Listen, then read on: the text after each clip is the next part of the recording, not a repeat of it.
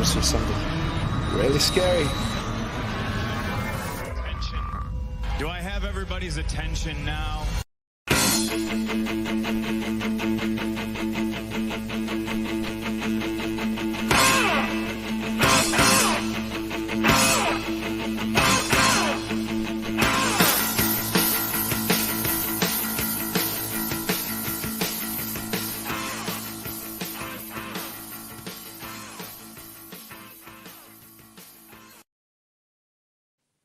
Hey, now it's overtime with Mike, and well, this time it's Joe Gilbert. How you doing, Joe Gilbert?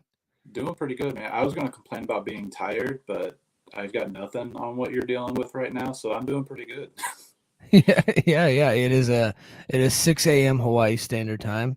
I woke up at 5 a.m. this morning because I want to make sure I got some coffee in me before I did the show. Because I was up till midnight watching Anarchy in the Arena. I almost said Anarchy in the UK. That's how tired I am. But watching Double or Nothing. Yeah. Because it was one of the longest wrestling shows in the history of wrestling shows. I think it was if you started at the pre-show, that thing was over 6 hours long, man. And but fortunately for me, I have a ton of dignity. I typically don't watch pre-shows, Yeah. and and this was no different. I think I like had a couple of minutes before we went to the fair last night, and so I think I kicked it on for like a couple minutes because it was on the beautiful feed that I had that I definitely paid for. Yeah. FBI, I definitely paid for the feed was all the same thing. So I think I kicked on a little bit early and watched. I think I watched some of. I didn't see any of Thunder Rosa versus Deonna Purrazzo, but I watched. What was the second pre-show match? I think it was a 6-man tag. It was the Acclaimed. Yeah. That's Yeah. right. It was the Acclaimed, and they were in a 6-man. And so I think I watched a little bit of that, but for the most part, I wasn't watching no pre-show stuff. Yeah, I did want to watch the pre-show stuff, like specifically the Thunder Rosa match. I was kind of, I like Deonna Purrazzo. I think she's a good technical wrestler. I thought her and Thunder Rosa would have a good match. And then the tornado sirens went off, and I had to head to the shelter down the road. So I missed it, but I did catch the whole pay-per-view, thankfully, and I might go back and watch that Thunder Rosa match later today. I've got nothing going on. Yeah. So you guys had what, like 10 tornadoes in Houston? Yeah. Houston, Missouri, not Houston, Texas. No, so Houston, Missouri, there was 4 tornadoes that were confirmed to touch down, and one about 4 houses down from me when I left. And when I left the shelter, I was fully expecting to come back to see like trees down and house torn apart, and there was just nothing. Thankfully, it stayed back in the field, back behind my house, and it didn't damage anything from what I saw. All the cars at the shelter were fine. There was some golf ball size hail at the hospital in town, but aside from that, I think everybody was good. I haven't heard of any big damage or anything scary, injuries or anything like that. So for first tornado since I've lived here, not too bad. Yeah, not too bad. Did it damage the street light in town? Is the street light still up? The one street light here is still working. Yeah. So Okay. when you have minimal street lights, you have maximum time to get it fixed without affecting anything. That's good. That's good. That's Yeah. good.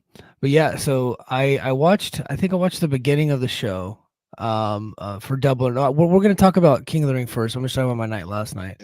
So for Double or Nothing, I watched the beginning of it, and then it was time to go to the Aloha State Fair at the Aloha Stadium. So I took my wife and kid there, and I think I got on this little dinosaur ride, and then we rode in like these little toy helicopters, and we did bumper cars, and they had a trapeze act. So we had a lot of fun at the fair, and so I got back from the fair. I think I'd watched the first 2 matches already. So by the time I had gotten home and we had dinner and put the kid to bed, I didn't start the actual pay-per-view for the most part until after 8 o'clock last night. And so I was watching this damn thing till almost midnight. Yeah. With the Aloha Stadium, is that where they used to do the Pro Bowl at? Yeah. But so when they do the fairs and they do like other stuff, they have a swap meet and they do Aloha Land, like it's a big Christmas thing every year. They do it in the parking lot because the stadium itself is condemned. Gotcha. The state has gotten some funds to build a new stadium. They just haven't done it yet. So maybe one day. Maybe one day. I wonder what they would. I mean, having the Pro Bowl back there would be pretty cool. Just talking football, but that would be pretty cool. But they could do all sorts of shows there. Yeah, that would be cool. All right, so what we'll do is we'll go ahead and get into our top story, man. Um, and the biggest, I think the biggest news coming out of the weekend, by far, is MJF has returned. Sean Ross Sapp actually kind of posted it last week. I think he kind of knew this was happening, Yeah. or at least he had an inkling because they posted a story last week on Fightful Select that MJF was close to returning, and that he had re-signed with AEW back in 2022, and that Shocked. that AEW expected him to be around for an extended period of time, Yeah. that he'd be around for a long time, and so the bidding war of 2024 was a work the entire time. It was all bullshit, and he is back like a vertebrae. He came out and he had knocked out Adam Cole. He spit on the devil mask. He crapped all over his storyline that he wrote and he created. He crapped all over the kangaroo kick. He did all of that, and then he got one of the most horrendous tattoos. I don't know. Him and Cody Rhodes actually have a competition. That's why I put them on the graphic for this week. But they have a competition going for the worst tattoo in wrestling. He got AEW on a poker chip and that said bet on yourself on his ankle, which is stupid. But he's back. He ain't going anywhere, MJF. Yeah, I did appreciate him coming back and just immediately shitting on those two storylines. I think that shows a little bit of humility and acknowledgement of what you were doing wasn't working. Like, I didn't hear anybody who was liking anything that they were doing with that. So kudos to him for being willing to shit on it. Hopefully he comes back with a renewed energy and better creative, because I think he can be a huge star for them. He just wasn't with that title reign, but good on him to have him back, and hopefully they find better creative for him. Yeah. Well, they don't have creative for him. Max is basically booking his own stuff. Like Yeah. everybody, and Joe Lanza said this on his podcast. Everybody always thought that CM Punk was the most powerful guy in AEW, but it was Max. Yeah. Like outside of Tony Khan, like Max does his own thing. The kangaroo, like that's why I said that the stuff that he was shitting on, those are his ideas. Like the kangaroo kick and the brochachos and all the comedy shtick that he was doing and all the Bruce Pritchard produced stuff that he was doing, that was all him. And it was getting crapped on the entire time, but they stuck with it. And he was as a babyface champion draw, he was a flop. Yeah. He really was. Now, and the company's only gotten worse since then as far as like business wise. And so the company actually needs, even though he was a flop as the champion, the company really needs him right now back, because ratings were not as bad when he was the champion. They were declining when he was champion, but the ratings were nowhere near as bad. And the ticket sales, well, we coined the phrase on this show, on this channel, BOGO Max. That was one of JD's lines, because once he became the champion, they had to do buy one get one free. They're probably doing buy one get two free without him. So like, I think they feel like they probably sell more tickets with him back. And look, and it was never about Max's talent. Max is fantastic, and I thought he was. His matches have gotten tremendous over the years. Like, he is one of the more improved guys I've ever seen in like a 5-year span. The problem was it was the gimmicks and the shtick and the storylines and all the crap that they were doing. It probably would have worked pretty well in WWE because that's what they do. That stuff doesn't work in AEW because AEW has to be the anti-WWE. That's why AEW was created, because we had so many disaffected WWE fans, and we had a hot indie scene that it necessitated, and TNA had basically died. Yeah. It necessitated another company that could do the opposite of what WWE is doing. But when Max got the championship, they decided to go down the WWE road. And that's ultimately why it was a flop. We didn't need that out of AEW. So it looks like he's acknowledging that, and he wants to come back. He said no more BS, no more kangaroo kicks, nothing like that. And it looked like during the promo when he spit on the devil mask, and he said anybody that wears a mask is a coward. Well, that was his mask, and he wore it multiple times. Yeah. It looked like he was basically ending that feud. Like, to me, to me, it seemed like he was moving on from the Adam Cole story. Like that was how they blew that off. That's the way that I read that, because I don't know when Adam Brittle Cole is ever coming back. Like I'm sure he'll come back one day, but probably not in time to make it, worth it to keep the story alive. Yeah, that very much felt like this is the conclusion of the feud. It buried Adam Cole, which, if he's not going to be wrestling anytime soon, that's fine. He can heat up another way down the road. But it just felt like it was very much this is the end of the feud that everybody hated. We wanted to give a closing to it, but we didn't want to drag it out any further than we already had to. A lot of the MJF stuff felt very Chris Jericho to me for the longest time. And I think a big part of that was him working with Jericho so much at the start of his career when he was really getting good. And the Jericho feud was good for him, but it felt like he was taking a lot of what Chris Jericho has done over the years. And I give credit to him for recognizing it wasn't working. Close the book on it, move on, let Adam Cole, the whole Undisputed Kingdom thing just needs to go away. Yeah. All of those guys were made to look like geeks on last night. It just needs to be done with. Refresh it, restart everybody somewhere else. Yeah. I think the Undisputed Kingdom is, it died before it ever got started, and obviously Roderick Strong lost the Western States Heritage title to Will Ospreay. But yeah, it definitely seemed to me that they blew it off. Now, I guess the big question is where do we go from here with MJF? Because I don't think they're taking the title off of Swerve anytime soon. I think that they're saving Swerve for Adam Page. I think when Adam Page gets back, that's the move. That's where they head towards, either All In or All Out. That's going to be the next big match for Swerve. So, therein lies the problem. What do you do with MJF, who's very clearly a babyface? Which heel do you pair him up with? There's still juice left in the Samoa Joe match, because Samoa Joe won, right? And MJF won the first one and Samoa Joe won the second one. So they could go back to that, although it looks like Samoa Joe is heading towards a feud with Chris Jericho and the stupid learning tree. So, but they could definitely pivot off of that and give us another Joe and MJF match. Hold on. Lucha Doncic in the chat says, MJF and Christian. I know, because Christian just lost 2 feuds in a row. So like I don't think that MJF is going to want to feud with a guy that's clearly on a significant losing streak. He's going to want to feud with somebody that's hot right now. Yeah, and would Christian want to take another L in a feud? I mean, he was white hot as a heel, but if you lose 3 feuds in a row, man, that's going to cool him off pretty quickly. Yeah. So that's the thing. It's like I don't know where they go now. Could MJF be the guy that Tony Khan needs to defend AEW in this AEW versus AEW, like AEW heel and AEW babyface, like that feud, the war for control of AEW?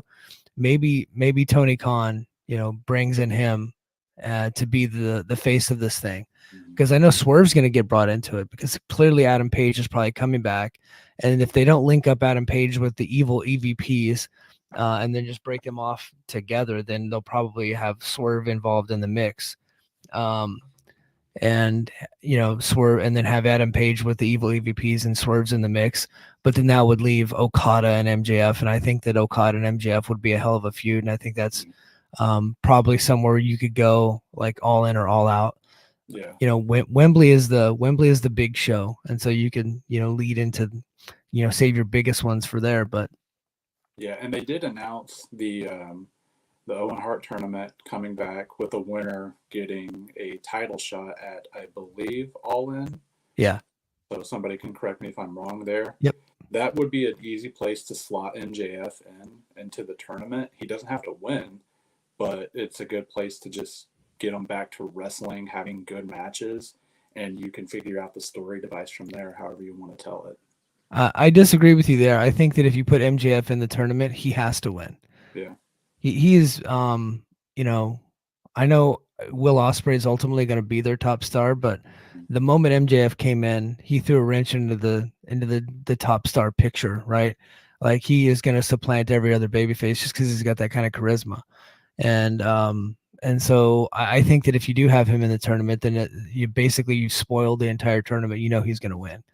So I don't know that they put him in the tournament. It would be interesting to see him head into All In and him be the one to take on Swerve. And is that where, Swerve drops the title? I don't know. I did hear some stuff that maybe they, AEW wants Swerve to keep the title through the show in Tacoma, because despite the fact that he has not spent that much time in his life in Washington, they all think he's from there, even though he's from the East Coast. So, but because he works so many Defy shows and he's got family, I think he was actually born in Tacoma, but he left when he was like really little. He's a military brat. He left when he was really little, went to Germany, and then he basically grew up in Pennsylvania. But everybody thinks he's from that area, and he's actually a draw there. So I think that I think everything's pretty interesting right now. MJF just I think could actually bolster the product a little bit, a product that needs bolstering. So so the only other news that kind of came out of the weekend, and Lucha Doncic says AEW Hollywood versus AEW Wolfpack. Yeah, that's right. The only other news that came out of the weekend actually just happened about an hour ago. AEW legend and former WWE champion Mark Henry. He went on his radio show on Busted Open. He's actually one of the hosts there. And he said that his AEW deal expires tomorrow, and he is leaving AEW. And I don't know what AEW is going to do without old Mark. He was a vital part of Rampage and Awkward Interviews, and I think he was a big talent scout. I don't know anybody he actually scouted, but he was a talent scout, and he was like a humanitarian. So looks like Mark Henry is now leaving All Elite Wrestling. Yeah, he I don't know, everything I had heard, like, he's a good locker room guy. He's a good guy for, young people to ask questions, bounce stuff off of. I don't know anybody he brought into AEW, but he was a big driving force in Bianca Belair. He's the one that found Bianca Belair and convinced her to do the tryout and got her signed. I don't know. It seems just go back to WWE, sign the Legends deal, get back in the video game. Like, that's probably his next path. Good for him for taking the detour to AEW. I hope it was good for both of them, but he just wasn't a fit with what they need. Well, I disagree, because I think that Mark can cut a very good promo. And years ago, or I think it was like a year or two ago, when they turned Hobbs heel and they had QT Marshall kind of come out and be Hobbs's manager, I was like, that's the role that Mark Henry should have had. Mark Henry should have been a mouthpiece for Hobbs. Obviously, they have similar looks, both big powerlifting dudes. I thought Mark would have been a good fit in Hobbs's corner, and I think honestly, if they did that, then Hobbs probably would have become a bigger star than he did, because the whole QTV thing flopped. Having QT Marshall in his corner, that was a terrible mistake. Set him back, and then they put Callis with him, and but they put him in a heel faction that always loses, so that didn't really do much for him either. And now he's hurt. Now he's on the shelf. Although he did get a shot at the IWGP title, despite not really deserving it. But I just always thought that Mark Henry would have been a really good mouthpiece for Hobbs, and that act would have really gotten over.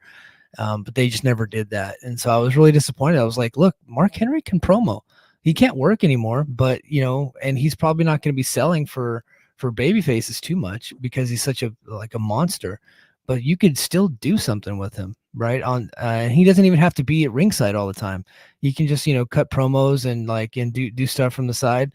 I thought that would have been great. I don't think he gets a role like that in WWE if he goes back. I think you're right. He's very much going to be, on get a Legends deal, probably do some of those pre-show panels that they have. I think he would be good on those. He's very well spoken. Yeah, like he's very good on Busted Open. He's very good on podcasts, and so I think that there's an untapped potential there with Mark Henry that a televised wrestling promotion could use. And Lucha in the chat says, does Mark Henry trust the system? Now, TNA likes to hire everybody that works at Busted Open. They got Tummy Dreamer, coined by Lucha. Bulky Ray, also coined by Lucha, was once in a TNA. Nick Nemeth is a member of the TNA roster. At one point, Mickey James was on TNA. Dave LaGreca has been on TNA. In fact, they just had recently one of like the Busted Open adjacent who's done some work with Busted Open, Gabby Laspisa, was doing stuff on their television. So I think that there's clearly a connection with Busted Open. I don't think it's out of the realm of possibility that, because Mark likes to do his comedy stuff. He's on like a comedy tour right now, and like a spoken word type of deal that Mick Foley does. Like Mark's doing that stuff now. Yeah. I think he likes that stuff, and I think he likes living in Austin. I don't think it would be that crazy to see Mark, pop up and do a couple shots here and there in TNA and possibly helping out Moose as the champion. I think they would be actually like for TNA's level, there'd be some money in that. Yeah, I could see that. I think he would look great there. My problem with him being a mouthpiece for anybody, he is a great promo, but with somebody who's got that big of a name, like at what point do you overshadow the guy you're managing too much? Well, like there's an art to it, right? Like there really is an art to it, and there have been managers that absolutely have overshadowed their talent, but you gotta be kind of in the background, and you just got to make sure when you're cutting promos to not do your catchphrases, right? When you're cutting promos, you have to make sure that you're putting over your talent. And Mark's been around for 30 years. I think he would know how to do that and understand that. And he's not Ric Flair.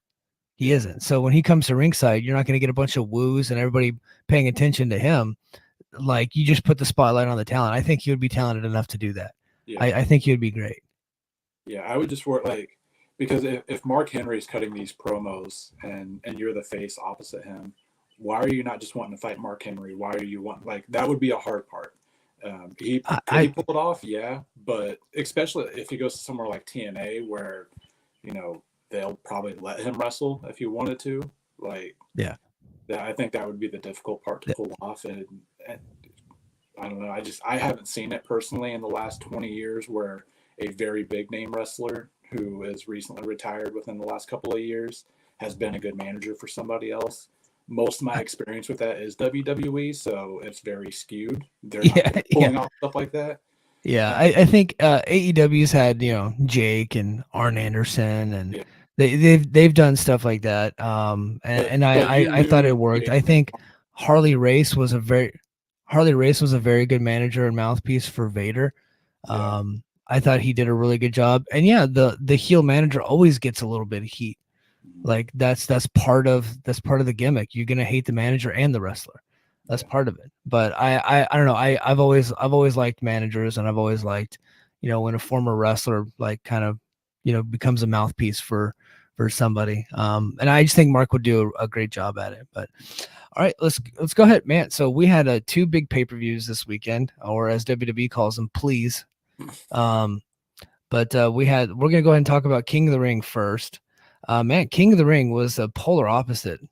King and Queen of the Ring. Sorry, ladies. King and Queen. It was polar opposites. It was 5 matches. I think it went like 2.5 hours, right? Not counting the pre-show.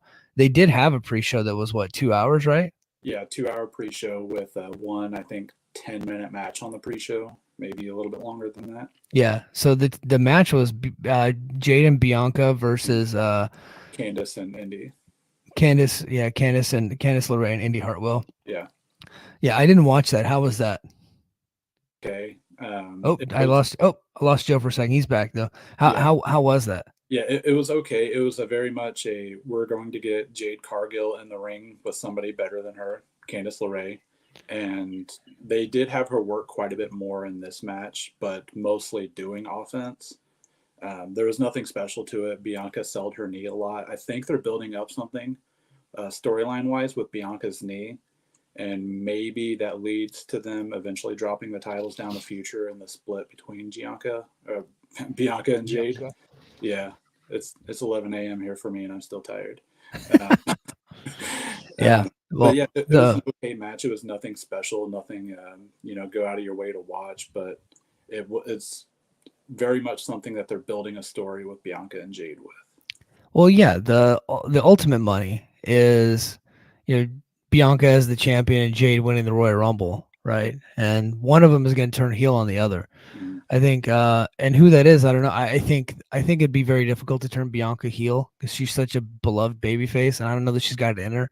Like she's got charisma, but I don't think she's got good enough charisma to be a And heel. She she could was prove a me good wrong though. heel. She was a good heel in NXT, and for her, it is kind of at the point where she's been a face for so long that it might be good for her to refresh. So I wouldn't take that entirely off the table because I do Yeah. think Jade can be a huge baby face, but she's also has the ability to be a heel, and I do think that's a good part of the story for them is that it can go either way.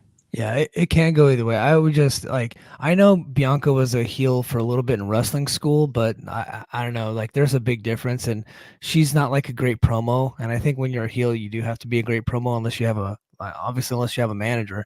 Yeah, And I just don't think I've never been impressed when Bianca's talking. I'm just not. I think a lot of her gimmick is her athleticism and her hair, mhm, and she does a great job with all that.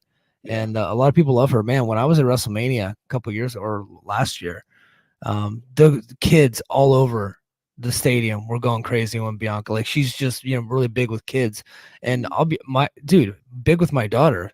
mhm. When we had Wrestle Time the other night, her hair was in a ponytail. She sort of hit me with that freaking thing. So she really likes Bianca too. So yeah, but I think ultimately the money is breaking them two up Mhm. and doing something with them. And I would save it for WrestleMania. And I think you should keep them as a strong tag team for like through the end of the year, and then break Yeah, them up at some point in the beginning of the year to yeah, set up a WrestleMania match. yeah. That would be the way I would go too. But yeah, no, the match itself was fine. They are doing that with Jade Cargill a lot though. It's a whole she's doing all the house shows, and it's a whole lot of we're putting her in the ring with experienced people Yeah, who have different kinds of wrestling backgrounds, and she's going to learn on the fly. I think it's going to be good for her. We'll see. Her yeah, selling still has a way to go. Her offense looks great. yes, With her size and strength, her offense is always going to look good. It's the selling portion of it that she needs to get down, and you can only get that through wrestling. And I think that's why WWE is going to be good for her. yeah. Lucha says her tone when she talks is more talking about Bianca, more stuck up and bougie. So I believe in her ability as a heel, but between the two, Jade probably screams heel more. Yeah, and Jade's size makes her like a good heel. So Yeah. that I think that's helpful to her.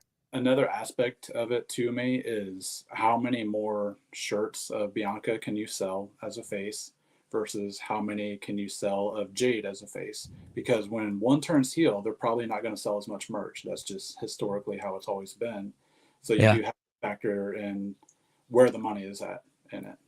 So that would be another thing. I think Jade long term as a face, she has a lot more fans that she can sell to right now. A lot of people already have the Bianca merch. They don't have the Jade merch.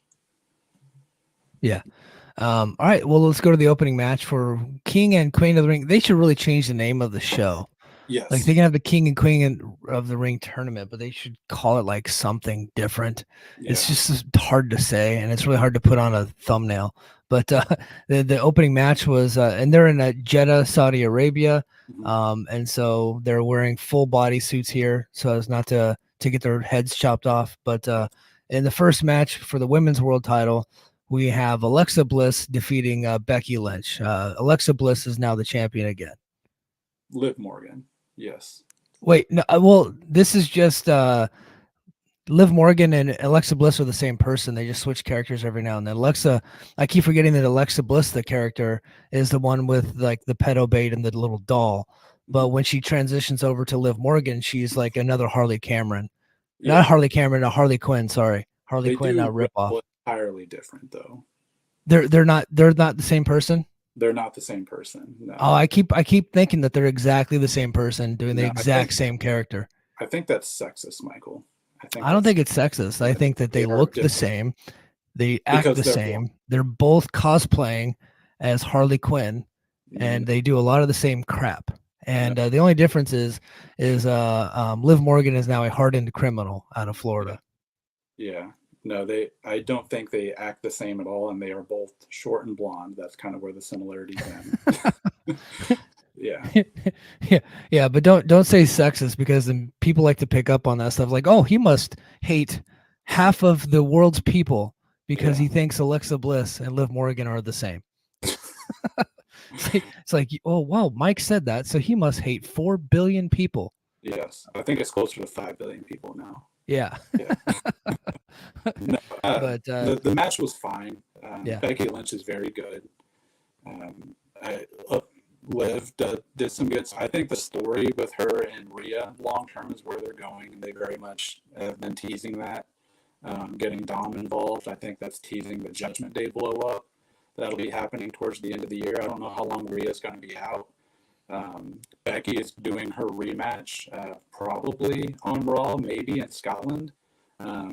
Becky is the only champion in WWE to remember that they had a rematch clause in their contract, and she brought that up in a promo. But I think Liv keeps the title at least until Rhea gets back. It was an okay match, nothing bad, but nothing to go out of your way for. I think Liv as a champion, especially as a heel, I'm hoping she gets a better run this time than she did last time. Her last run was absolutely terrible. It was booked poorly. She was overshadowed by much bigger stars on her brand. Liv is the top merch seller right now. Yeah. Hey, Joe, you're breaking up. So here's what I want you to do. I want you to click that link that I sent you with your cell phone, and then so get off of here. I want you to click the link with your cell phone, and then just kind of call in on your phone, but audio only. And I will stall until you do that. Okay. So yeah, Joe was on his iPad. Typically we don't do iPad, but that was the only way I can get him. So I told him he's going to come back and call in on his cell phone. So but yeah, so Becky Lynch takes the L here. She took the L at WrestleMania. She's only got the title because Rhea Ripley got hurt, and her contract's coming due. I think that's interesting. I also don't think there's a chance in hell she doesn't re-sign with WWE. In fact, I think she was just kind of like, I don't think she was supposed to be the champion. She wasn't about to have a title reign. Okay, let's see. Joe, are you back? Yeah, can you hear me now? It sounds much better. Yeah, you were right. the iPad sound was not great. So I was just saying that Becky Lynch, her contract's coming due. She's taken 2 major L's in a row, and I think that's interesting. I also don't think that there's any chance that she doesn't re-sign with WWE. She is a fixture here. She's a lifer here. Mm-hmm. She could possibly take time off. I could see that. I don't think she was supposed to be the champion. Rhea was supposed to stay the champion. Yeah. I think she just came in and did the company a solid to transition the belt over to Liv Morgan, because I think they're trying to push Liv. But yeah, I think she's taking a little bit of time off, and then she's going to get the contract settled and probably come back later this summer. Yeah, there's been a lot of talk of her potentially joining Marvel in the MCU in some form, and some small role. I think, oh man, was it not the Ant-Man movie? One of the movies that did really poorly a couple years ago, she was rumored to have a role in, and they might have a role ready for her. I could see her taking time off to do that. Her daughter, I believe, is going to be starting preschool this year. Seth is really beat up, so it makes sense for her to take some time off. She did the company a solid. She's probably going to do at least one more match. I 100% believe she's going to re-sign.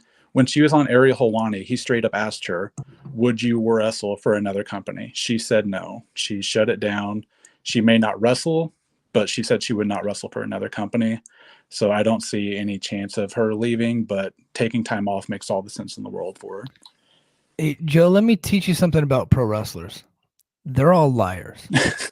And she is absolutely 100% a complete and total carny. She's been in the wrestling business for, God, what, 15 years now? Because she started when she was like a little kid. Closer to 20 years. Yeah. Yeah. I think she started training with Balor in 2006, 2005-ish. Yeah.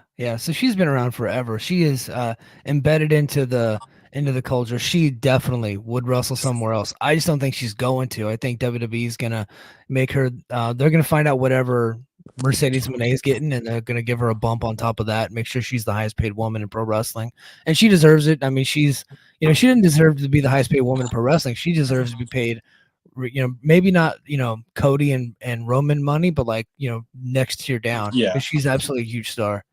She is in terms of women wrestlers specifically in America, she's the biggest game changer that I've seen in my time of watching wrestling.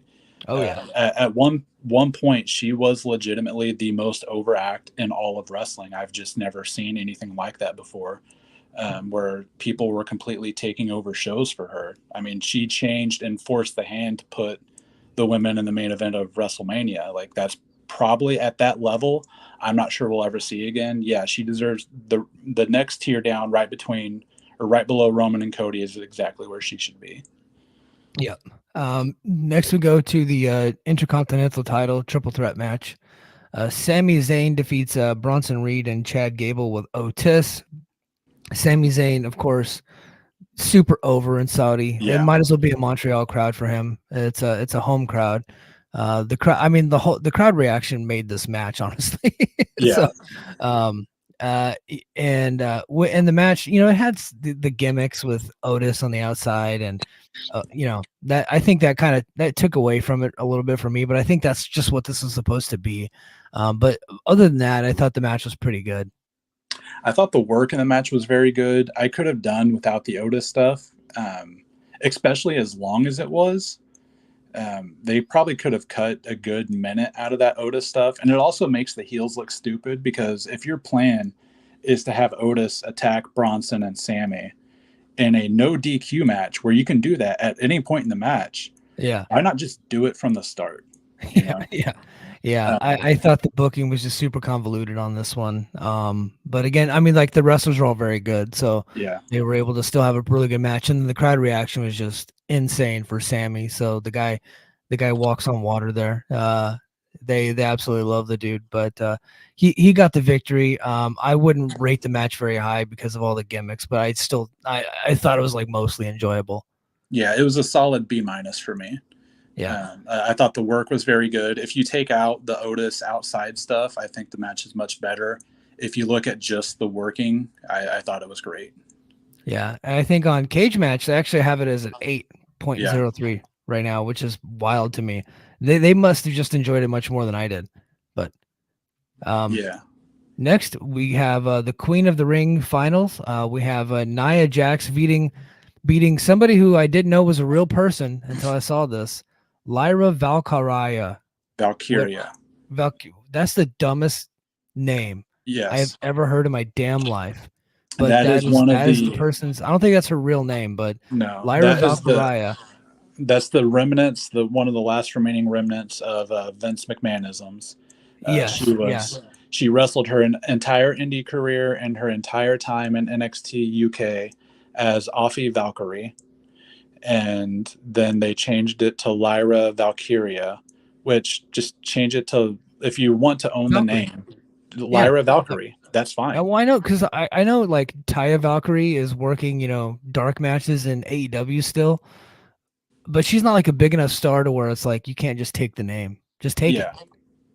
Yeah, that's just, it was a Vinceism. They didn't change it, which, you know, they changed Piper Niven back from Dewdrop like immediately after. So I don't know why they didn't go back and change it. Maybe she's just fine with it. Yeah, Dewdrop was pretty damn egregious. Yeah, that was. And she even, I forget what show she was on, but she said she was pretty pissed and thought that was a stupid name from the get-go. Yeah. And kudos to her for getting sick and missing her entire main roster run while Vince was there and not coming back until Triple H took over. Kind of genius, really. Yeah. But yeah, Nia Jax gets the victory here. Nia Jax is one of the most improved wrestlers I've seen the last couple of years, and she's like improving when she's close to 40. Yeah, she's not 40 already. But the weight loss has been huge for her. She's working hard. And people want me to hate, like, the internet still wants me to hate her, but I'm like, she's out there killing chicks, and like, she damn near murdered this Valkyrie lady. With the finish where she just kind of just from the top rope just crashed down on her damn stomach, man. She's probably got a diverticulitis now too. Yeah, the bonsai drop, and that's just inexperience on Lyra's part. Why are you going to try to powerbomb her from the corner? You know, like, you just got to watch some film. Like, get on it. Yeah, you deserve everything you get. Like, okay, now the match wasn't like a classic or anything. I thought it was worse than the triple threat match as far as like match, like, you know, in ring work. But look, I don't need Nia Jax to be like a catch as catch can, slap the thigh kick out of everything, Yeah. type of wrestler. She just goes out there and crushes chicks. That's entertaining to me. Just keep the match short. And this one was actually a lot longer than in most Nia Jax matches you'll ever see. But I was like, I don't hate this. I don't hate Nia Jax anymore. I actually think she's kind of fun to watch now. She fills her role perfectly. Again, she's so much improved on what she was before she got released the first time. Yeah. The weight loss is huge for her. She's a fine character. Was on SmackDown, was it Friday, when she got in Jade's daughter's face and said, "Your mom sucks." Like, I thought that was hilarious. She knows what her character is, and she's different than most women in WWE, so she stands out more. A lot of people still hold her initial run against her, and that's fair. Like, most of it was garbage. But since she's come back, she's really shut me up, because I audibly like groaned when I heard her music hit for the first time when she came back, and I just didn't understand it. Yeah. But I don't know, man. She's better. She's not great. She's not Asuka. She doesn't need to be. She's different, and she fills her role perfectly. Yeah. I too was, because what I remember from Nia was like, I thought her NXT run was pretty good actually, and when she got to the main roster, she just like she was killing. She seemed like she was way behind everybody, and then they turned her into a comedy geek where she did the whole thing, which I was scared during this match because she landed right on her ass on the apron. I was like, oh damn it, they're gonna do it again. And then they even zoomed up on her face, and she just said, "Ouch, that really hurt." Like, she didn't do my hole. So I was like, thank you. I do think that was intentional too. It was. I think that was intentional. The biggest thing on her initial main roster run is she was hurting people, like actually hurting, like putting people on the sidelines. That's why a lot of people didn't like her. I mean, she broke Becky Lynch's face, which, worked out for Becky Lynch, made her the biggest star in the world at the time. But she's been back, and she can actually wrestle a little bit. Her stuff looks good. So like, she's never going to be amazing, but she perfect for what she needs. And I think she'll be a good challenger for Bayley. Her and Bayley have had a good title match back in NXT, and I think it'll be even better this time around. Yeah, well, especially because Nia is so much more improved, and I think the other wrestlers trust her a little bit more. So all right, King of the Ring final match. We got Gunther defeating Randy Orton in a 21-minute match that really should have been 14. I disagree. Dude, I was bored halfway through this match. I started playing on my phone. It picked up towards the end because they did kickouts, right? So but I don't know, man. I would have cut this one down. This one took forever. I think you're in the minority on this one. I thought 21 minutes and 40 seconds of this match was very good, but they botched the finish. So and that's really like Randy Orton just sitting there in that chin lock, huh? There wasn't a lot of chin locks. Lock guy. There wasn't chin locks. That was mostly working Randy Orton's back. There was a lot of working Gunther's legs. Like, if you thought it was a bunch of chin locks, you weren't watching the match. Well, no, I didn't say a bunch. I said early on. It was like, Randy's like, "Hold on, kid, we got to slow this thing down." Yeah, well, these steroids are making me gassed out. Hold on, brother. He kind of looked like Ultimate Warrior, like on his final Monday Night Raw promo. Yeah, but it was, I think they said like 80 degrees in the arena at the time of the match, which, at night it was still like 95 degrees out there. And I do think that plays a part into how wrestlers work there, because it's just so damn hot. But not every match needs to just be like running and doing a bunch of moves and missing a bunch of moves and just trading moves back and forth. Like, chin locks have their place for sure. Yeah, the match was different. In every Randy Orton match. A big part of the match was very much working Orton's back. He hasn't been shy about the fact that his back almost cost him his career, and he does bring that into every big match he has. I don't know if the crucifix mess up, the crucifix pin, was done on purpose. They did say, or Triple H, I would say, said that he thinks Orton and Gunther wouldn't like that being how their match ended, and did promise another match from them. And then, implied Orton's probably not healthy enough to do it soon. Maybe Clash at the Castle. That could main event Money in the Bank, I think, and nobody would bat an eye at it. Money in the Bank in Toronto would be a great crowd for it. But if it wasn't the plan, that ref, I just thought back to Cody Rhodes' story about Ted DiBiase Jr. Where's that ref who tried to fuck on me. Like that Yeah. ref should have saw that shoulder wasn't almost up. You could have driven a damn semi through that thing. Like Yeah. it wasn't close. If they did that on purpose, they completely buried their ref. Yeah, unless it was Right. To supposed to where be like close. there's just no coming back from that. Yeah. So I don't think it was on purpose. I think clearly the ref knew the finish and he didn't want to blow it. And so he counted the 3 anyway. But he should have had the wherewithal to not count and make him, you know, actually get that complete pin. Yeah. Well, and the easy thing to do there before you even start counting is put your hand under the shoulder and just tell them, hey, it's not down. Yeah. Orton and Gunther have both been wrestling a very long time. They would find a way to fix it. Put it on the wrestlers, not on the ref. There was a funny spot during the match that Gunther, well, I don't know what the move is called, where you put your knee in the guy's back, you grab the arms and try to like do a bow and arrow on it and try to stretch them out. And Gunther tried that with Orton, and Orton can't put his arms back anymore.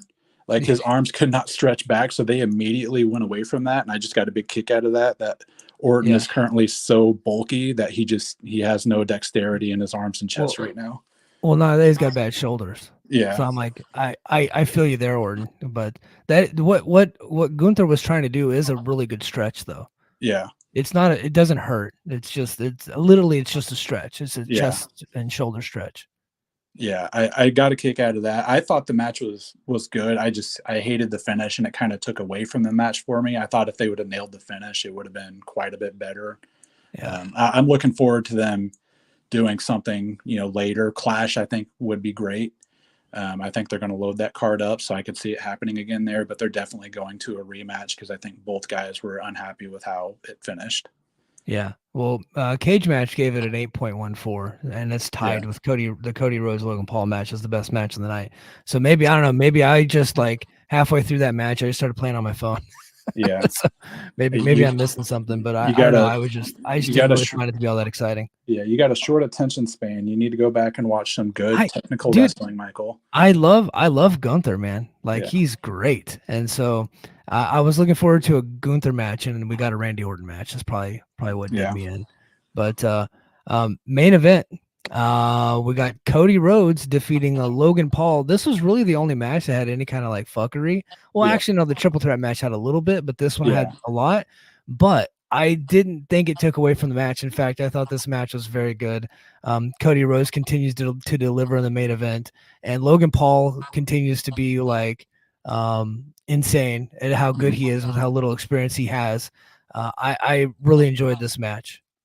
Yeah, I could have done without the actor. They did the whole brass knuckle thing purely to give him a spot to make the save.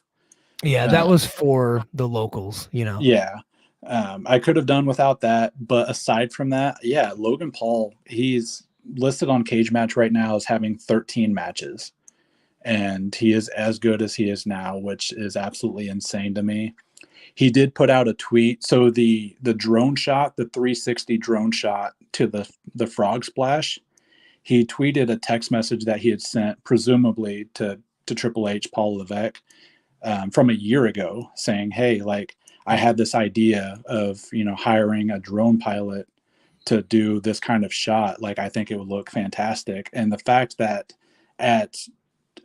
with as little experience as he has, he's coming up with shots that make his matches look better. He's not just thinking about the moves. He's thinking about how they come off on TV. I think that's been one of his strongest suits, is like him understanding and trying to improve the presentation of it. I did really love when the ref was trying to count Logan out, and Cody stopped him and said, no, he has to learn.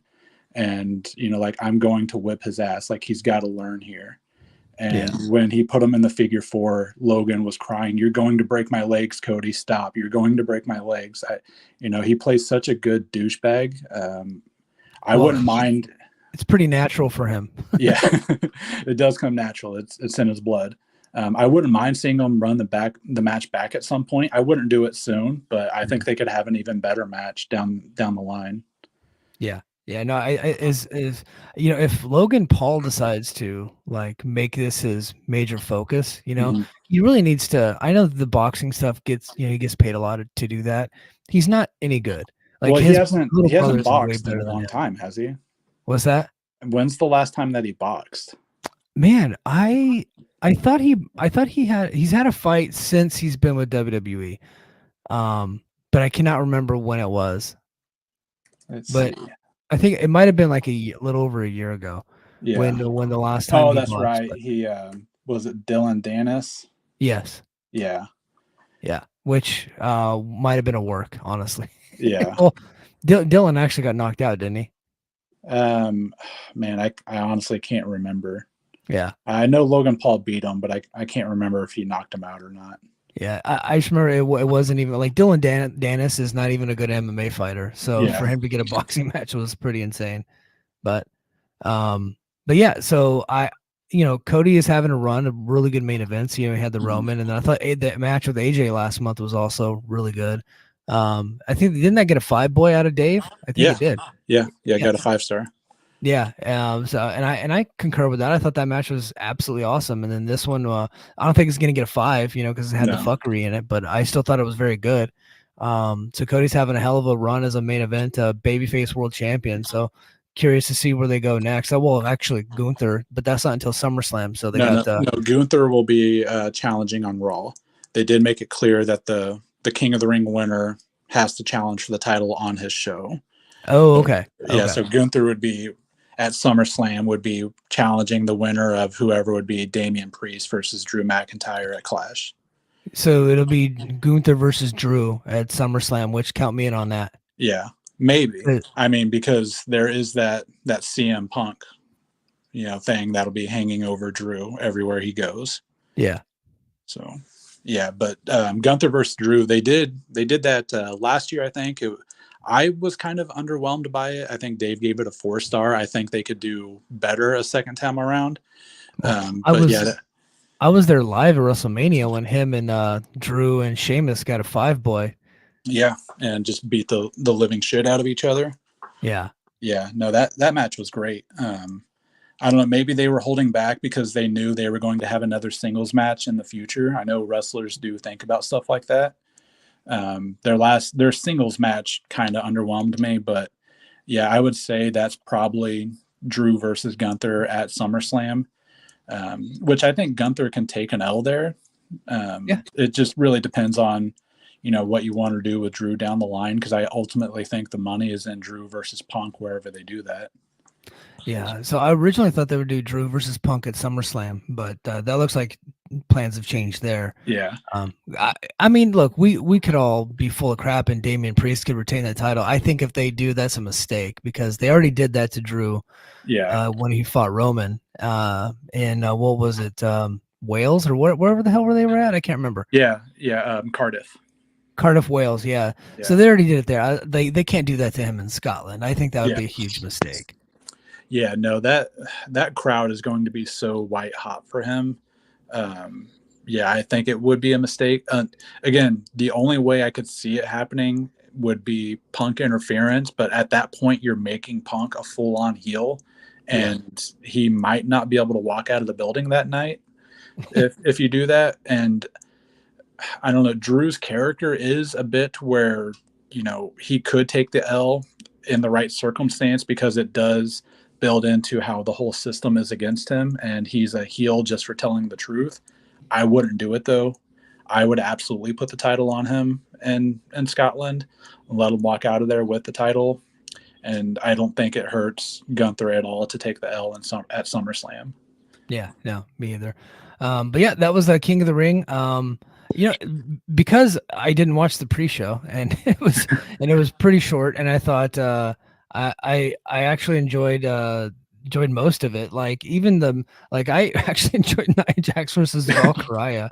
But the main event, I think the show is like a B+ for me, and it's a B show, so that kind of makes sense. And then the crowd, of course, was hot the whole night, so it's like an easy watch. There's 5 matches. Especially if you're somebody who doesn't watch it live, where you could fast forward through all WWE's commercials between the matches, to really cut down on the time. But WWE has found the sweet spot with a monthly pay-per-view time frame, 5 matches.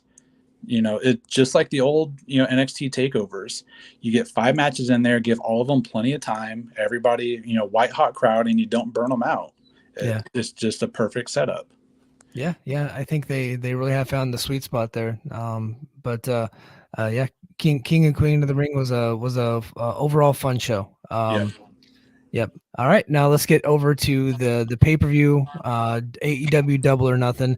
Like I said, I didn't really watch the pre-show. The pre-show was like 2 hours long there too, which I think is egregious. I think both WWE and AEW having 2 hour pre-shows is criminal. But that's why I don't really pay attention. I'm not watching the pre-shows. So yeah. But let's get to the pay-per-view. They opened it up, man. They went right away on this one. They started off hot. The AEW International title, aka the Western States Heritage title. Will Ospreay defeats backbreaker guy Roderick Strong. In 1757. That's a good time for a match. Remember that Randy Orton, 1757. I thought this match was tremendous. I loved this match. Yeah, I thought it was very good. I could have done with all the shenanigans, done without it. Wardlow looked like such a geek setting Ospreay up for the power bomb, and then just like the ref turning around and seeing him. Well, and then the ref grabbing Will Ospreay and just tossing him like he was a baby. Yeah, like he was a toddler. Made Ospreay look like a geek too. Yeah, I could have done without all of that. I don't know. It felt like they wanted shenanigans early to give the ref an excuse to kick everybody out. Just, kick everybody out before the bell rings. Yeah, It's pretty easy. Yeah, just make it continental title rules. Okay, guys, no interference today. Yeah, just do that. Yeah, because once they were just wrestling, Ospreay is amazing. Roderick Strong is very good. The match was very good. Yeah. I was just annoyed by the shenanigans, but they did that early, got it done with, moved on. Ospreay did almost kill himself. Yes. Dude, I was really worried that we were going to start off with like AEW's biggest signing getting paralyzed in the first match. Yeah. But he bounced right up and the Kingdom. The Kingdom, Taven and Bennett, they actually tried to hit Ospreay with the Doomsday device on the outside. Yeah. Ospreay didn't get over all the way, landed right on his forehead. Yeah. I think, was it Taven who did the dive? Yeah. And he, his leg caught the rope, so he didn't actually touch Ospreay. So Ospreay just kind of flipped on his own.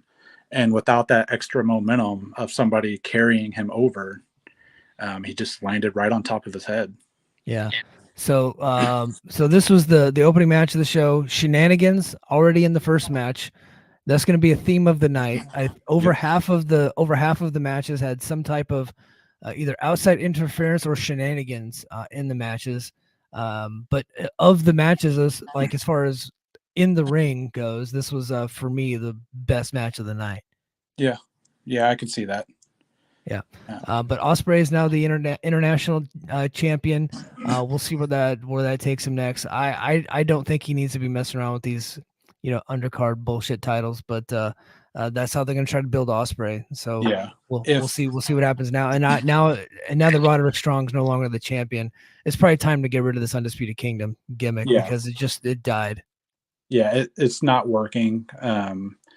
All of the Undisputed Kingdom guys looked like geeks on this show. If Adam Cole wouldn't have got hurt, maybe it could have had some legs to it. But when your leader is cutting promos from a wheelchair for the first couple of months, it doesn't come off good. I do wonder if I think they should unify 2 of those mid-card belts at some point. I think Ospreay would be a good guy to unify them. I don't know which one. Continental. So if they decide to go Ospreay and Okada at All In and then unify those titles, count me in. Yeah. I would like to see them wrestle Edge, but Ospreay versus Okada would probably be the way to go. And they don't need both of those titles. You've got 3 mid-card belts, just AEW mid-card belts. That's not to mention whenever the Ring of Honor mid-card belts show up and the New Japan mid-card belt shows up and the Mexico mid-card belt show up. Like, they've got so many mid-card champions. Ospreay versus Okada at All In, unifying those belts, absolute money. Put me in for that. Yeah, count me in there. Next we go to the AEW World Trios title. Speaking of belts we don't need, and 9 slash belts in that match. yeah slash Ring of Honor World 6-man tag team titles. We got wait, you said 9? That's only 6. Well, they were holding 3 different. Each person was holding 3 belts. So what other do they have? Like a AAA? Hell, I don't know. Yeah, they were all holding 3 belts, I believe. Huh. That's weird. But anyway, the Gangbang Gang, Austin Gunn, Colton Gunn, and Jay White defeat the Death Triangle. Now, old Pac has taken some L's here lately. I wonder when his deal's up. Yeah. Yeah. So I honestly did not like this match. I didn't think it was only 12 minutes. It was just kind of there for me. Like, like they kicked out of stuff and they did some moves. Yeah. I didn't really care though. I think it's criminal what's happening to Jay White in AEW. Yeah. I really do. Yeah. I thought his initial, when he came back as the Switchblade in New Japan, I thought it was terribly boring. It took me about a year to come along with it. Really, when he grew the facial hair and didn't look like so much like a toddler in a grown-up's body, it really caught on for me. He's one of the best technical wrestlers in the world, and he's out running around with the Gangbang Gang and doing matches for the most meaningless of titles since the 24/7 title. It's criminal what's happening. I honestly didn't watch most of this match because it was just so boring to me. I probably would have put the titles on the Death Triangle. I just, for those titles, I think they're better for it, and I would try to move Jay White onto something singles related, but Yeah. it is what it is. I guess there's a reason I'm not booking the show. Yeah. I don't know. It got 6.22 based on 194 votes from the cage match, so it's kind of like middle of the road. And that's kind of what I thought the action was pretty good at times. And then of course Juice Robinson had to interfere, so it's like second match in a row. Yeah. Interference. Which again, theme of the night, interference. Yeah. But next we go to and I'll be honest, like the World Trios title match, I just didn't feel like it should have been on the show. In fact, there were 3 matches that just should have not been on the show, and I thought it would have made the show much better if they would have cut down interference and cut 3 matches. It would have been a much better show if they'd have cut this match, the Orange Cassidy and Trent Beretta match, and the Chris Jericho match. Those should just get rid of those matches. You don't need those matches, and then you remove some of the interference, and I think you have a much better pay-per-view. But yeah, so yeah, theme of the night, interference. Next we go to the AEW Women's World Title match. Toni Storm defeating the Charisma Black Hole, Serena Deeb, in 15 minutes. A little bit better than the last match. I think like they work. Oh, you know what? We totally missed. What's that? We totally missed the MJF. Deal in between the 2 matches because I'm reading cage match this time. Yeah, we did cover that at the beginning. Yeah. I didn't know if you wanted to go back to it. We did cover. Yeah, no. After this match, we'll talk about the MJF promo, but because that happened right after the Ospreay match. But yeah, so I think that like they wrestled pretty well. I just don't think anybody cared.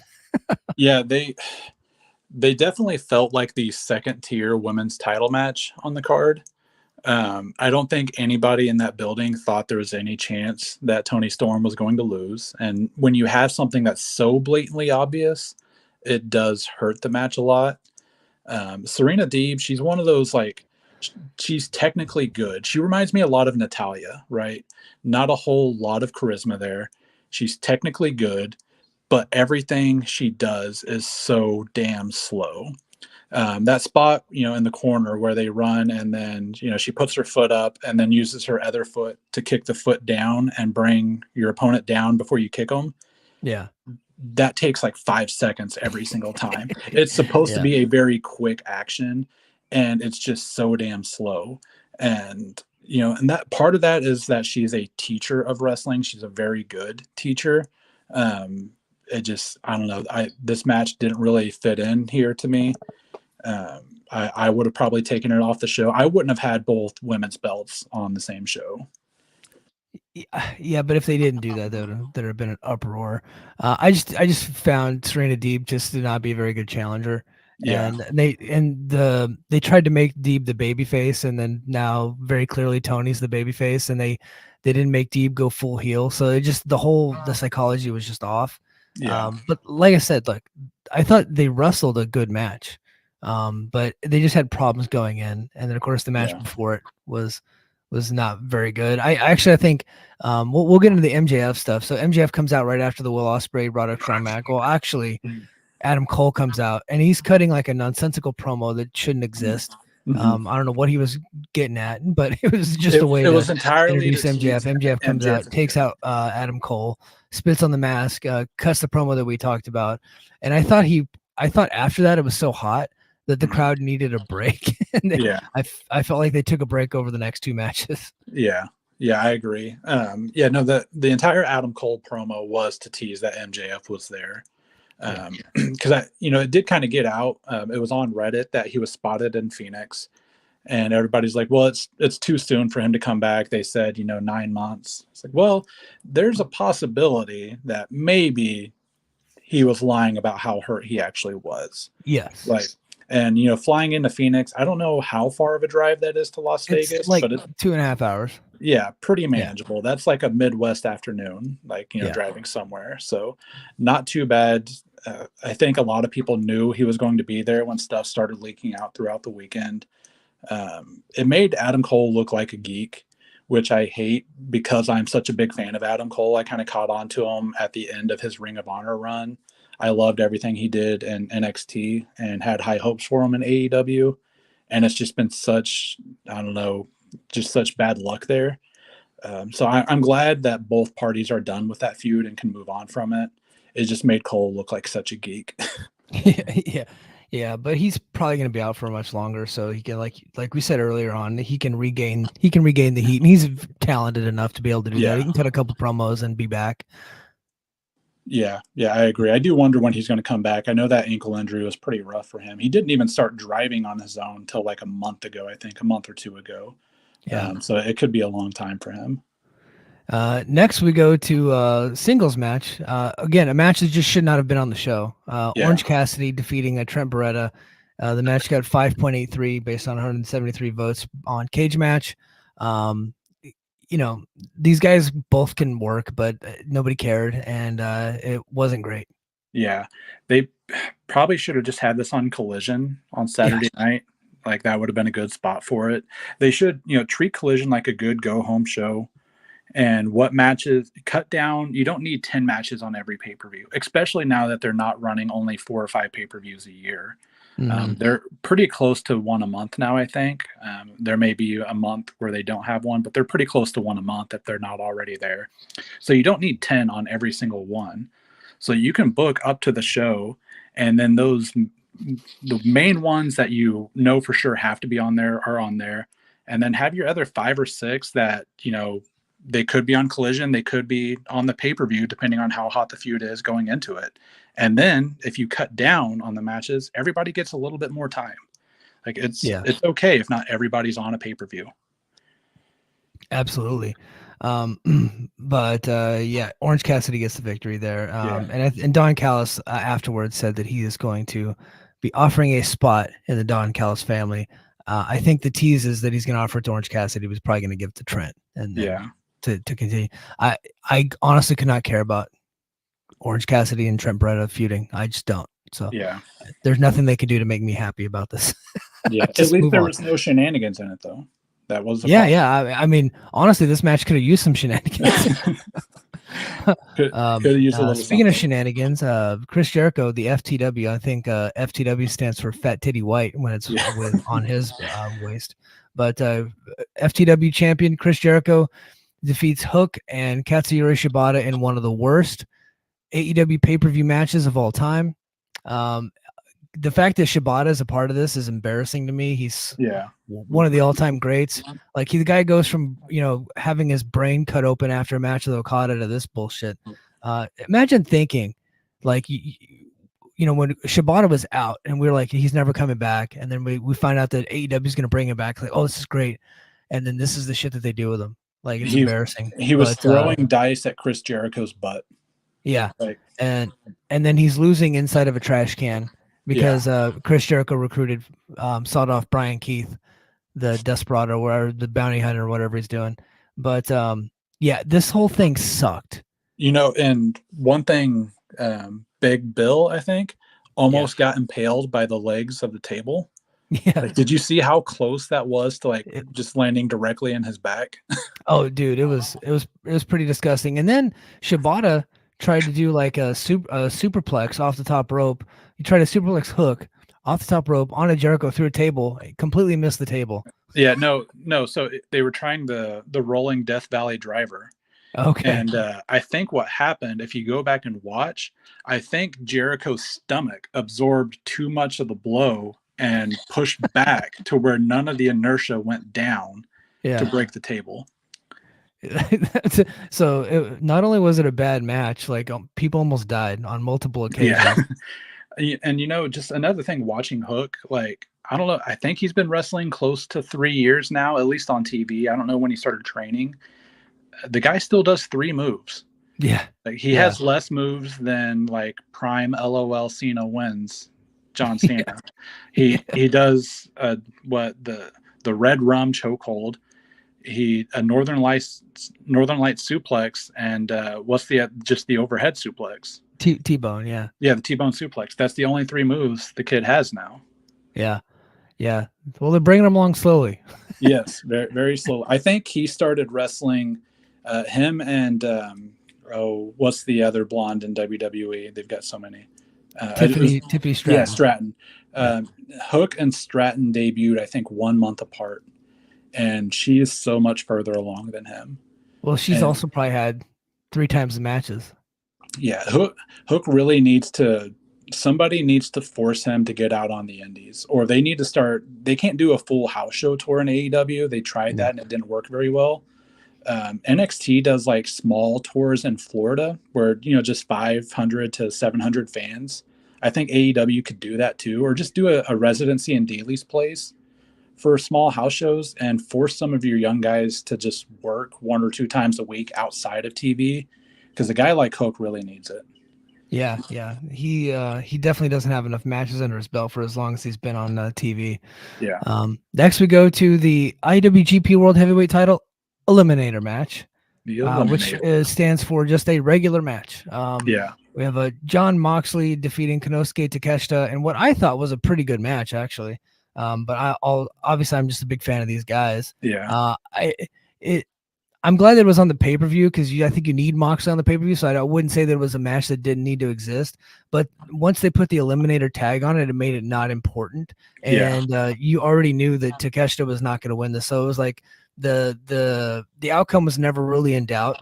With that said, I still thought it was a pretty good match. It had a little bit of shenanigans there at the end. Takeshita tried to use the chair, and then Moxley ended up using it on him, actually gave him the DDT and got the victory there. But overall, I thought this was a pretty good match. Yeah, Takeshita, I think, has a very bright future. The guy's got a great look. He's a great worker. I don't know, the match I thought was okay. At the point where they were doing, really hard forearms, I thought it picked up a little bit. Takeshita's great at that hard-hitting style. I wouldn't mind seeing him, if they don't, I'm assuming they're not going to actually unify the titles, I wouldn't mind seeing him versus Ospreay at Wembley, because they're both part of that Callis family, right? Yeah. So I think that would be great. But they already did the match, though. Yeah, but they can run it back in a bigger stadium and just make a bigger deal out of it. When one of them is going to split away from the Callis family, I would assume it's going to be Ospreay at some point. Yeah. So next we go to Adam Copeland, trying to get his, that match that he had with Finn Balor at WrestleMania that year just didn't quite work out the way he wanted it to. So he got a do-over here with Malachi Black. He defeats Malachi Black in a barbed wire steel cage match. Mm-hmm. We didn't really have much chicanery in the Moxley match, even though they did get the chair involved. But this one was towards the end of it was chock full of it. You had the return or the debut of Gangrel in AEW, because he came from under the ring. I almost called him the Judgment Day, but the House of Black. Brody and Buddy Murphy ended up getting involved because Edge got kicked through the door. and open it up, which is so cheese. But Yeah. honestly, I really liked the match. I think Adam Copeland did something really bad to his knee when he came off the top of the cage and tried to elbow drop Malachi Black, who was wrapped in barbed wire. Yeah. But he landed on his ankle. Looked like he landed on his legs pretty bad. He was limping after the match. But I honestly, I think the show really picked up here. I think the FTW title match was so bad that it sucked the wind out of the show. And Moxley and Takeshita tried to get him back, and they couldn't really get him all the way back. Yeah. I thought this match got him all the way back, and I thought by the end of it, it was very cool. And I even enjoyed the Gangrel stuff. I thought, but I'm like an old Gangrel fan, I guess. But I thought that was pretty cool. But it was just another match that had interference. Like at this point, we're sick of the interference. Yeah, I think if you take the interference out of the other stuff, like out of the other matches, it makes this match look much better. But because you had so much of it already, it was just one of those like, oh, okay. Honestly, when they left the cage, I thought the match was going to be over because I'm just so used to those rules, I guess. Like if you leave the cage, the match is done. That's fake WWE crap. Yeah, and they don't do that didn't in do real that. wrestling, bro. Well, because the cage is supposed to keep you in the ring, right? Like the match, like the whole point of the cage is so you can't leave and nobody can get in. Like the fighting is in the ring. You don't escape the cage to win. That's a coward shit. Yeah, that's how chickens win their match. Right. I thought the Gangrel stuff was cool. Edge said he'd wanted to do that, I think, at WrestleMania, and somebody told him, well, nobody's going to remember who Gangrel is. I think they're wrong. I think a lot of fans would have popped for that at WrestleMania. Mm-hmm. I did think it was really cool. Just a small moment between, two friends there. Gangrel raised Copeland's hand and tried to take a step back, and you could see Copeland like wave him up, like, no, like come up here with me. I thought that was really cool of him because Gangrel was a big part of him getting over in the early part of his career. The whole Brood thing was great for Edge and Christian. And I thought that was a really cool moment. I do wonder where Malachi Black goes from here. I think Fightful is the one who reported that he might have an option coming up this year. A little bit of time added for previous injuries, but he might have an option at the end of his third year that AEW could pick up for 2 more years or let him go. He just turned 39, doesn't seem to really want to be there. So I'm kind of curious where they go from here. They should have cut loose with this guy 2 years ago. Honestly, as soon as he asked for it, they should have let him. Yeah, they should have been like, okay, you can go. But I think they were just out of spite because they knew that the reason why he was wanting to go is because Triple H was recruiting him to come back. Yeah. And so they didn't want to let him go. And really, they should have just like, go ahead, because what are you losing really? As of right now, there's no real return on investment. With I think that was this is his first singles match in 3 years on pay-per-view. Yeah. And honestly, he couldn't even do like a regular job to Adam Copeland of all people. In fact, he just passed out. He wouldn't even tap out. He did the pass out gimmick. And it's like, dude, he just needs to go. AEW needs to move on. It didn't work. I honestly thought the House of Black is really cool. I think it's a cool gimmick. But unfortunately, you got this idiot, Malachi Black, leading it. And it's never going to be what it could become because he just doesn't like to do business. The guy just doesn't want to lose, and he's been a baby. He wanted out of his deal pretty quickly after he got there. He wanted to go back to Papa H. So let him go back. Cut the leverage. Just don't even negotiate. Just let him go. Yeah, I mean, if they have an option, just let him go. Like, that's like it's built in for that. I guess I could understand not wanting to release somebody. You don't want to set precedent that if somebody's a little unhappy, they can just ask to be released and let go. Like you signed a contract, you committed to us, we committed to you. I kind of get that, but you have an option built in, don't pick up the option if he wants to go. It's not like they're going to be losing anything from it. The House of Black, they can just. I think, did I lose Joe for a sec? Hold on. Joe, you still there? So I think with Brody King could actually take a few steps forward without the anchor of Malachi Black dragging him down. Joe, I have lost you, buddy. Oh, you muted your mic, Joe. Okay, Joe's gone. I'll keep him up on the stage. But yeah, I think once Malachi Black leaves and he gets several steps forward and actually become like a real star for this company. And you know, and you know, I think Buddy Matthews, just get rid of him too. Just let him go. Let him go back to WWE. Let him go be happy with Pop H. You know, you don't need him dragging you down anymore. Okay. Mercedes Moné. Next match is the Mercedes Moné versus Willow Nightingale. And you know, while I thought that Adam Copeland and Malachi Black brought this crowd all the way back, they were hot for this one. And I was really impressed with these two ladies. I thought they did a hell of a job. Joe, are you back? I'm back now. Yeah. Okay. Rocky tried to call me and it messed up my phone. Oh, sorry. Yeah. So Willow Nightingale drops the title to Mercedes Moné here. I thought one of the best matches of the night as far as in-ring goes. I'd probably put it, you know, kind of behind the opening match. Like just in-ring stuff. And really, like they had some shenanigans with Stokely and Chris Statlander distracting the ref and Willow getting the visual pin over Mercedes Moné. But for the most part, it was like, you know, shenanigan free.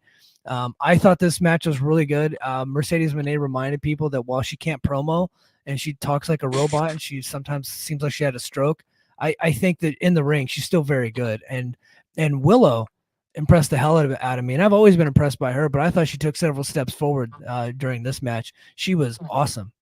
Yeah, fantastic match, which I fully expected this from Mercedes. She's a great worker. She's just like, she is the most charismatic person I have ever seen in wrestling who can't cut a promo to save her life. I've never seen somebody who's got that much of like a dichotomy of just like both ends of the spectrum. She's a very charismatic person. She carries herself like a superstar. You put a microphone in her hand and it all goes away.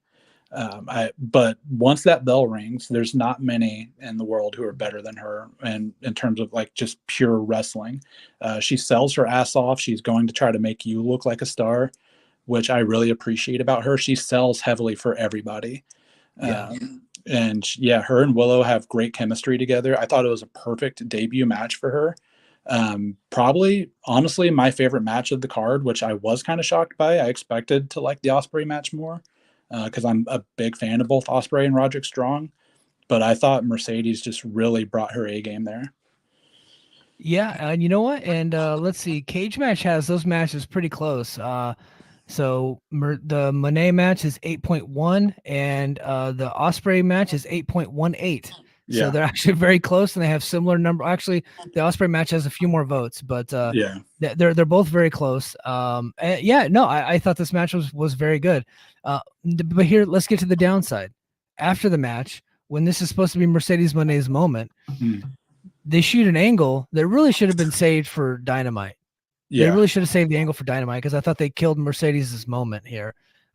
We should have just been talking about Moné being the champion. And but instead, Chris Statlander finally does the turn on Willow Nightingale, and her and Stokely are now heels, and that's going to set that program up. But I just didn't think. I thought the angle was pretty good, actually. I thought they executed it pretty well. I just didn't think it needed to be here. Yeah, I don't know. When it initially happened, I was thinking because they did the whole attack angle with Mercedes on one of her backstage interviews where the lights went out and they never really showed who attacked her. I was just thinking like, could Stokely and Statlander eventually pair up with Mercedes? I think it would be great to give Mercedes literally anybody else who can talk for her. I think Statlander has star potential.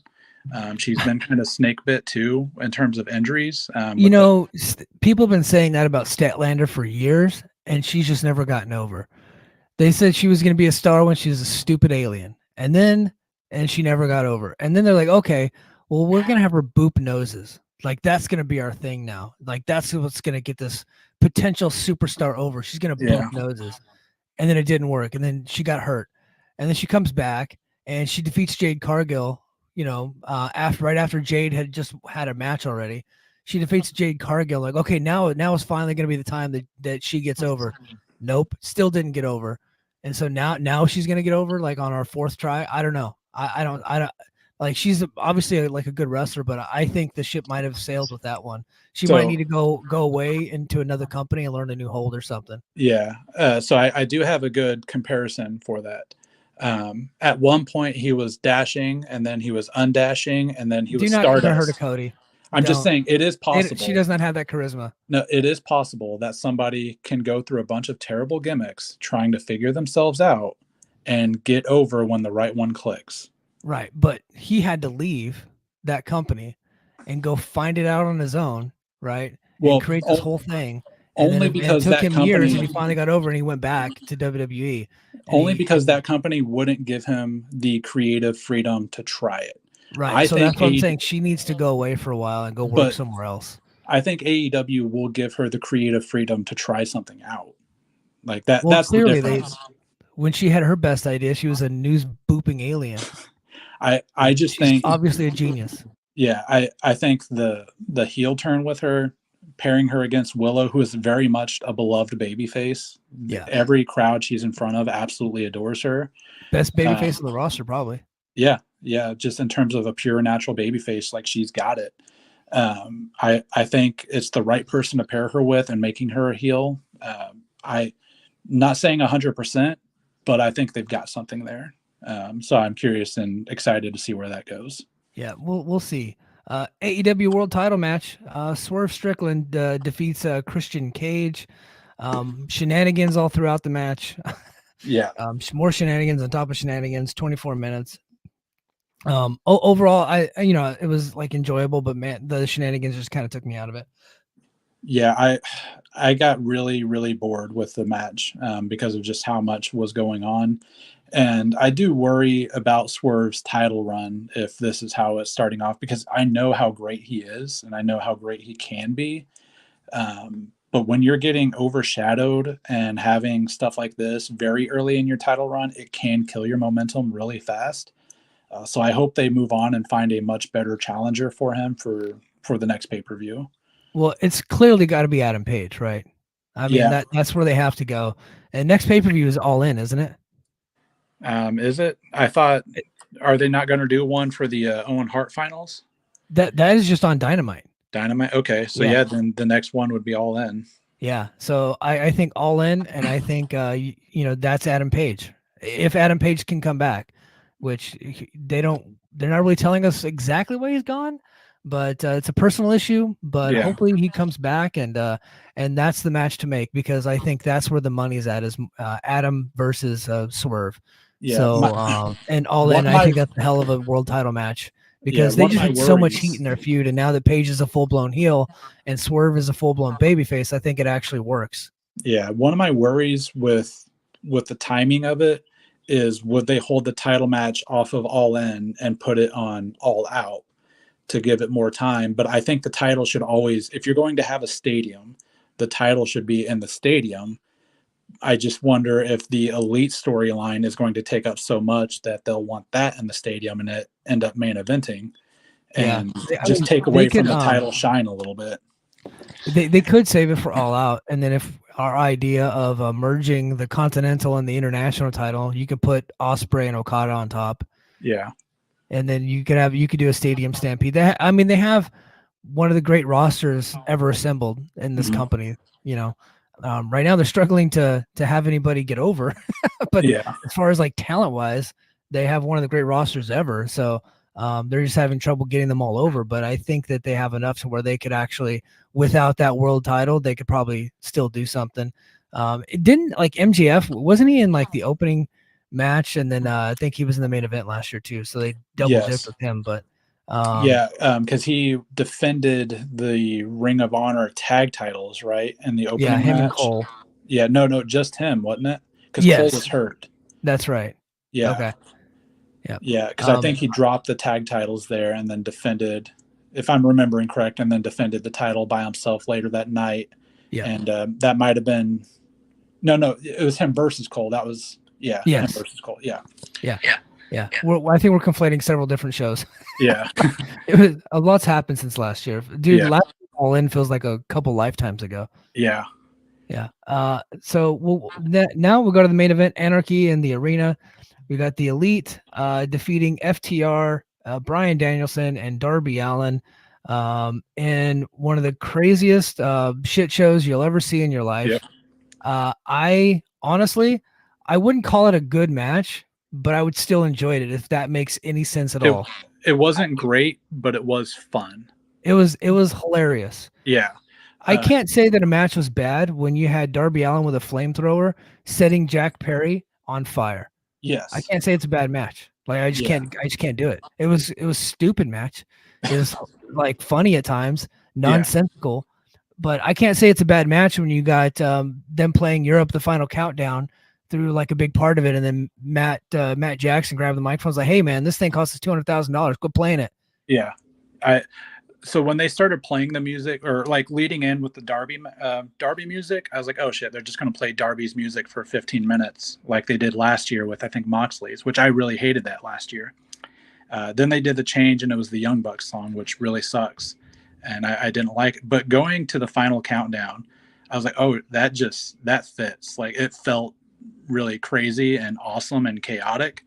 I really loved that. I thought it was hilarious when whatever Jackson said, this is costing us a lot of money. You got to cut that shit out. I thought that was funny. I really liked Darby trying to drown Jack Perry, which was a nice setup and I think a safety measure for when they were going to light him on fire. That was their way to make sure he was completely wet.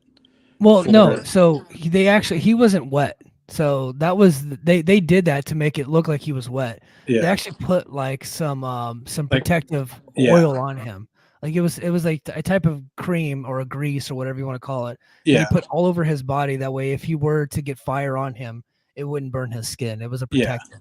Yeah. So it was a nice setup. And that gave you, then him, passing out after trying to run Darby over in the truck, gave them plenty of time for Jack Perry to be off the screen to take the safety measures.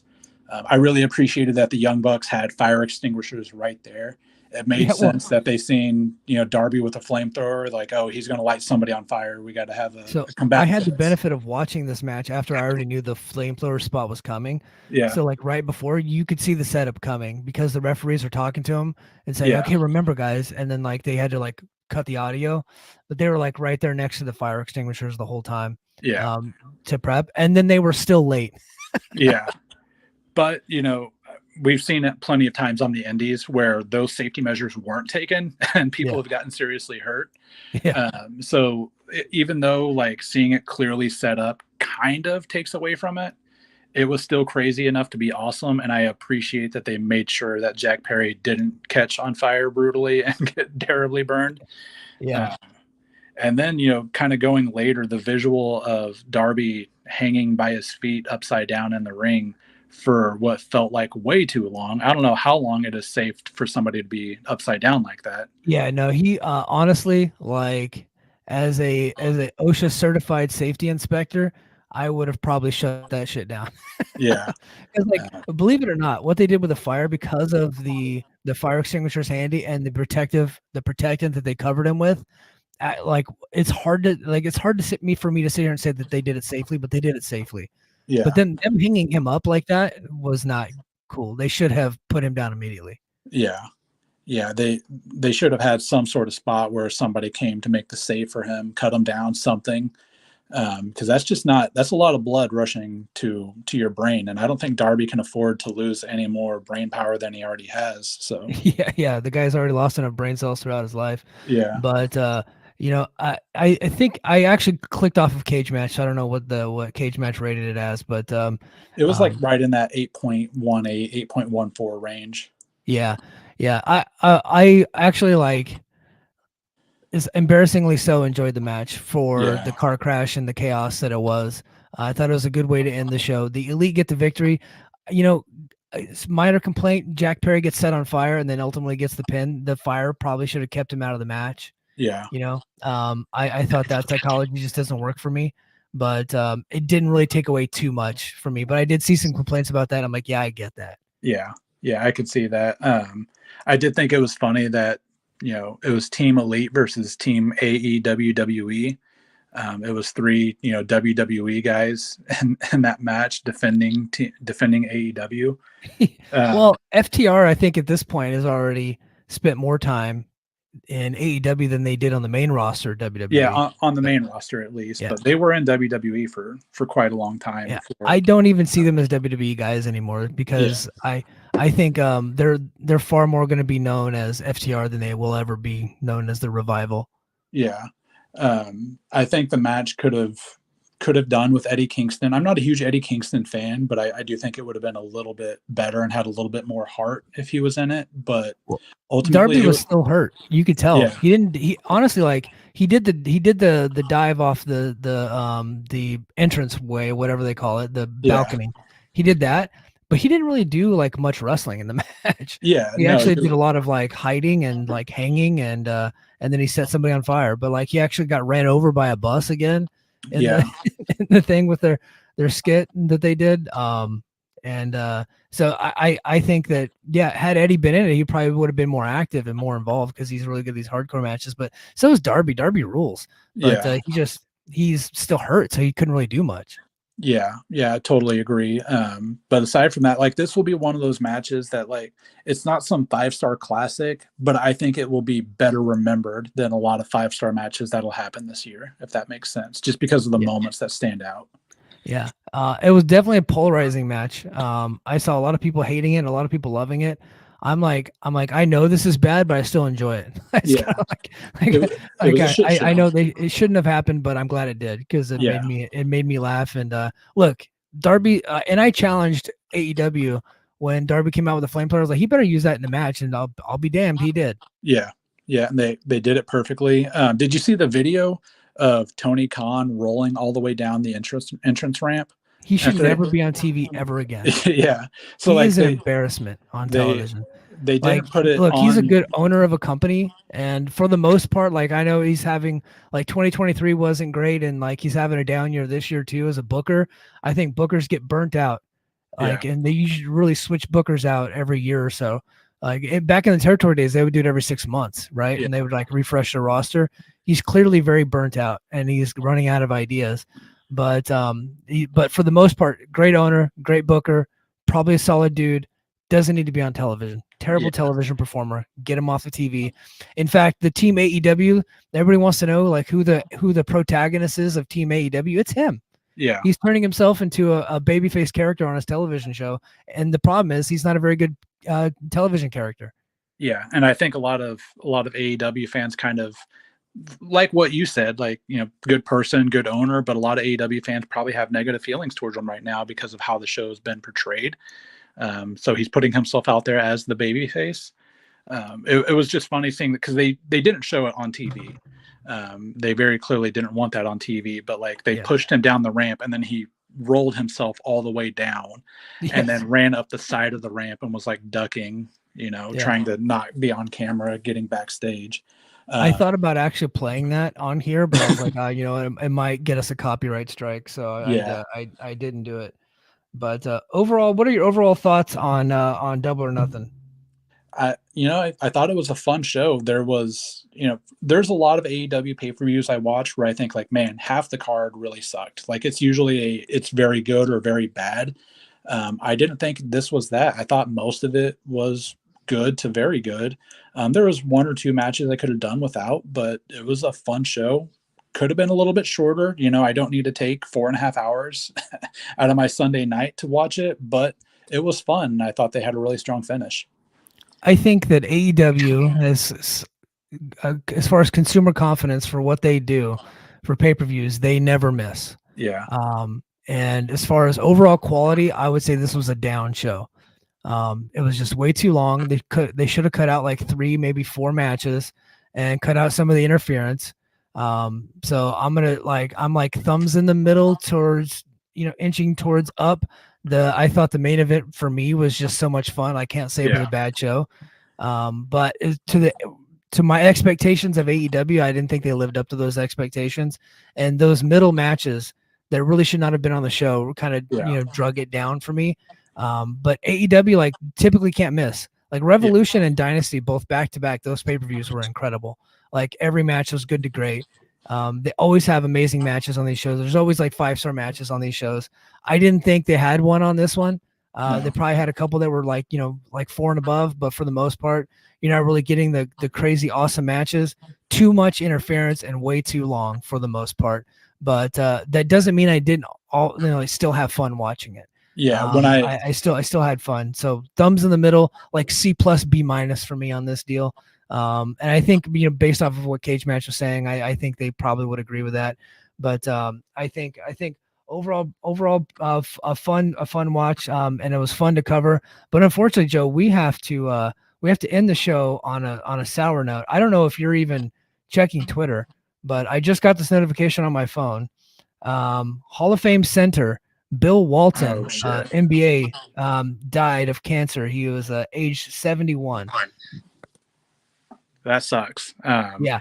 I wasn't old enough to watch Bill Walton play.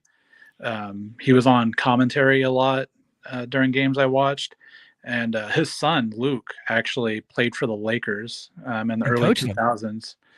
Yeah, he coached them, and we're not going to remember that. We're going to remember when he played for the Lakers. Yeah. And he hit a couple big shots in the playoffs there. Bill Walton was always very knowledgeable, a very, very good personality. So that's a shame. And well, probably when I was a kid, he was my favorite NBA color commentator. Yeah, I loved his commentary. He was like before my time too, as far as watching him play. So I don't think I ever got to see him play on television, but I always got to hear his commentary, and I thought he was great. Real fun guy to have on your on television. He's going to be missed.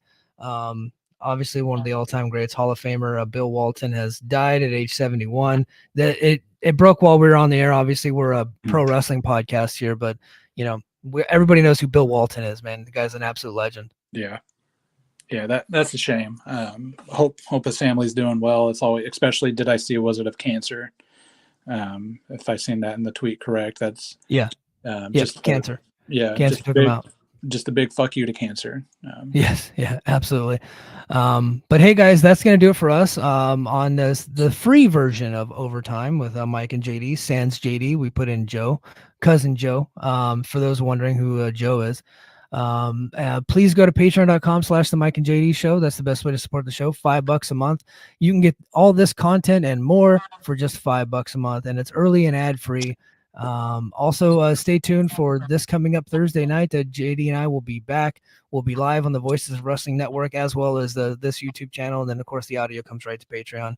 So please support us there. You can get us on Apple Podcasts, Spotify, or wherever you get your podcasts. I also have on the Patreon right now the full episode of Brace for Impact that broke over the weekend.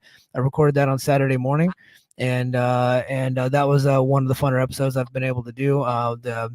The Road to Slammiversary is here, and PCO has sold a bunch of tickets, so we're covering that over on Brace for Impact. Have MLW shows, and of course all of our archives, and much more. Head to patreon.com/the Mike and JD show.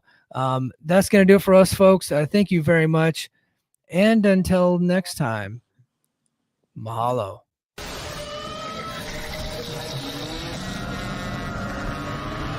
I want to see something really scary. Attention. Do I have everybody's attention now?